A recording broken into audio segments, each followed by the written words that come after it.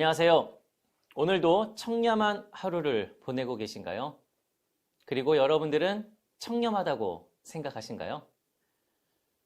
180여 개국 나라 대상으로 매년 2월이 되면 국가별 부패 인식 지수, 즉 CPI 지수에 대해 조사를 합니다.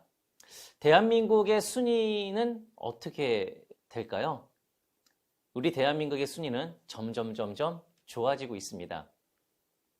이런 통계를 통해 대한민국의 청렴도는 매년 좋아지고 있다는 것을 알 수 있습니다.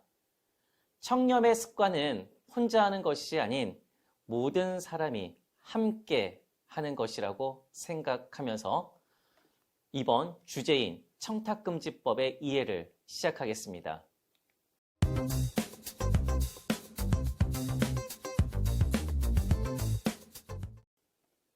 저는 지방자치단체에서 25년 동안 근무하는 공무원입니다. 그러다 보니 직무 관련자인 사람, 그 전에 직무 관련자였던 사람들이 다양하게 있습니다. 공직자는 직무 관련자에게 경조사를 알려서는 아니 된다라고 해서 알리지 않았는데도 불구하고 어떻게 알았는지 딸의 결혼식에 참석을 했습니다. 딸의 결혼식을 치른 후 직무 관련자로부터 가액범위 초과하는 경조사비를 받았다라는 사실을 알게 되었습니다. 그럼 이 초과분은 어떻게 해야 하나요? 자, 여러분들은 어떻게 하시겠습니까? 공직자 등은 직무 관련자에게서 경조사를 알려서는 아니 됩니다. 하지만 소문이나 제3자에게서 전해 들어서 경조사에 참석은 할 수 있습니다. 하지만 이 경조금 가액 범위 안에서만 받을 수 있습니다. 공직자 등이 직무 관련자로부터 청탁금지법 가액 범위를 초과하는 금품을 제공을 받았다면 제공자에게 지체 없이 그 초과분을 반환하여야 합니다. 앞에서 본 사례에서 알 수 있듯이 공직자 등은 직무 관련자에게서 다양한 청탁과 금품 수수에 노출되고 있습니다.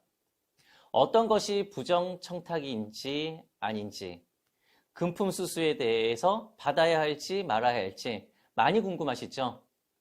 이런 여러 가지 상황에 하나씩 알아보겠습니다. 청탁금지법 도입이 된 사건이 있습니다. 2011년 스폰서 검사, 2011년 벤츠 검사 혹시 들어보셨나요? 검사가 피의자한테 명품백, 외제차를 받습니다. 자, 근데 주변에서 뭔가 있는 거 아니야? 라고 생각을 합니다. 그래서 이 검사가 조사를 받습니다.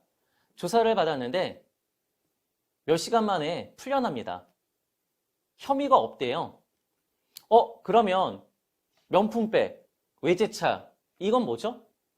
그래서 하는 얘기가 그거는 대가성이 아닌 선물이었다라는 겁니다. 그래서 대가성이 인정이 되면 안 되기 때문에 이것을 선물로 받았다라는 겁니다. 당시에는 이것이 가능했다라는 거죠. 그래서 당시 권익위원장이었던 김영남 권익위원장이 이제는 안 되겠다. 이제는 일정한 금액 이상 금품을 수수하면 제재를 가해야 되겠다라고 해서 청탁금지법이 만들어진 배경이 된 사건이다라고 보시면 되겠습니다. 그래서 청탁금지법은 공직자 등에 대한 부정청탁 및 공직자 등의 금품 등의 수수를 금지함으로써 공직자 등의 공정한 직무 수행을 보장하고 공공기관에 대한 국민의 신뢰를 확보하는 것을 목적으로 하고 있습니다. 청탁금지법 정식 명칭 한번 머릿속으로 떠올려 보시겠습니까? 사실 정식 명칭이 무엇입니까? 라고 물어보면 대부분 비슷하게 말씀을 하십니다. 근데 정확하게 말씀하시는 분들이 별로 안 계시더라고요. 이 시간을 통해서 우리가 청탁금지법이라고 이야기를 하는데 정식 명칭에 대해서 한번 알아보겠습니다. 근데 정식 명칭 사실 좀 길어요. 예, 명칭 자체가 법령이 좀 길기 때문에 이걸 우리가 약칭을 해서 청탁금지법이다라고 이야기를 합니다. 정식 명칭은 부정청탁 및 금품 등 수수의 금지에 관한 법률입니다. 좀 길죠? 자, 부정청탁하고 금품 등 수수를 금지하는 법률입니다. 즉, 두 가지에 대한 부분에서 금지하는 법률이다라고 생각하시면 되겠습니다. 좀 어떻게 쉽게 외울 수 있나요? 네. 부정청탁 및 금품 등 수수를 하는 것을 금지하는 법률. 자, 그래서 이렇게 두 가지에 대한 법률을 좀 하나하나씩 알아보겠습니다.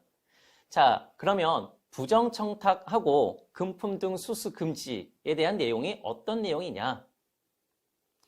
부정청탁은 공정하고 청렴한 직무 수행을 저해하는 행위입니다. 법령을 위반하거나 지위 또는 권한을 남용하는 것을 이야기합니다. 금품 등 수수 금지는 직무 관련 여부에 관계없이 금품을 수수하는 것을 금지한다라는 내용입니다. 자, 그러면 나는 이 청탁금지법 적용 대상자일까 아닐까 한번 알아보겠습니다. 우선 적용 기관입니다. 적용 기관에는 헌법기관, 중앙행정기관, 지방자치단체, 시도교육청, 공직육아단체 등 모든 공공기관, 그리고 사립학교를 포함한 각급 학교, 학교법인, 그리고 언론사가 추가가 됐습니다. 자, 그럼 적용 대상자에 대해서 알아보겠습니다. 적용 대상자는 국가 지방 공무원, 공직육아단체 및 공공기관의 장과 임직원, 각급 학교의 장과 교직원, 그리고 학교 법인의 임직원, 언론사 대표와 임직원. 자, 대부분 이러한 분들이 적용 대상자이다라고 생각은 할 수 있는데 더 범위가 좀 넓습니다. 자, 지금 이야기한 적용 대상자들의 공직자 등의 배우자도 적용 대상자입니다. 그리고 공무수행사인. 공무수행사인은 각종 위원회에 참여하는 민간위원, 공공기관의 권한을 위임, 위탁을 받은 자. 그래서 이러한 분들이 또 청탁금지법 적용 대상자이기도 합니다. 그리고 일반 국민도 적용 대상자입니다. 공직자 등에게 부정청탁을 하거나 수수 금지 금품을 제공한 자, 즉 일반 국민이 받는 것이 아니라 일반 국민이 제공을 하게 되면 일반 국민도 적용 대상자다라고 보시면 되겠습니다. 청탁금지법 적용 대상자에서 적용 대상이 되는 경우가 있고 안 되는 경우가 있습니다. 여러 가지에 대한 유형으로 보겠습니다. 먼저 행정기관은 임기제 공무원, 공중보건의사, 청원경찰 등 공무원으로 인정된 자는 적용 대상자이지만 행정기관에서 기간제 근로자, 무기계약 근로자는 적용 대상이 안 됩니다. 공직유관단체에서는 기간제, 무기계약직 등 비정규직 직원은 적용 대상이 되는 반면 용역업체 직원은 적용 대상이 안 됩니다. 자, 언론사에서는 인턴 기자 등 단시간 근로자는 적용 대상자가 되지만 프로그램 외주 제작사는 적용 대상이 안 됩니다. 학교로 보면 운동부 코치, 감독, 총장, 학장, 교수 등 교원, 그리고 기간제 교사, 유치원 교사는 적용 대상자인 반면 방과후 교수, 전임 교수, 명예 교수는 적용 대상이 안 됩니다. 자, 그러면 공무수행 사인에 대해서 알아보겠습니다. 공무수행 사인은 법령상 위원회의 민간위원으로 도시개발위원회 위원이라든지 건축위원회 위원을 말합니다. 법령상 공공기관의 권한을 위임, 위탁받은 자로서 한국감정평가사 협회라든지 한국주택협회 등을 말합니다. 그리고 공무상 심의평가 등을 하는 자로서 건축물 경관을 심의하거나 산재보험 의료기관 평가하는 분들을 이야기합니다. 마지막으로 공공기관에 파견 나온 민간인, 이분들은 정부에서 파견 나온 민간협회 직원 등을 이야기합니다. 그럼 사례에 대해서 한번 알아보겠습니다. 과연 청탁금지법 적용 대상자인지 아닌지 한번 보도록 하겠습니다. 인터넷 포털의 임직원이 공직자 등에 해당하는지에 대한 부분입니다.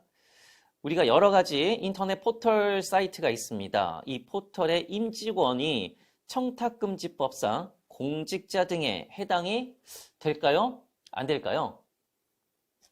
청탁금지법상 공공기관에 해당하는 언론사는 언론중재 및 피해구제 등에 관한 법률에 따른 방송사업자, 신문사업자, 잡지 등 정기 간행물 사업자, 뉴스통신사, 그리고 인터넷 신문사업자를 말합니다.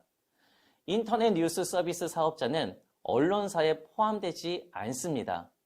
따라서 인터넷 뉴스 사업자인 인터넷 포털은 청탁금지법상 공공기관에 해당하지 않으므로 그 임직원은 공직자 등에 해당하지 않습니다.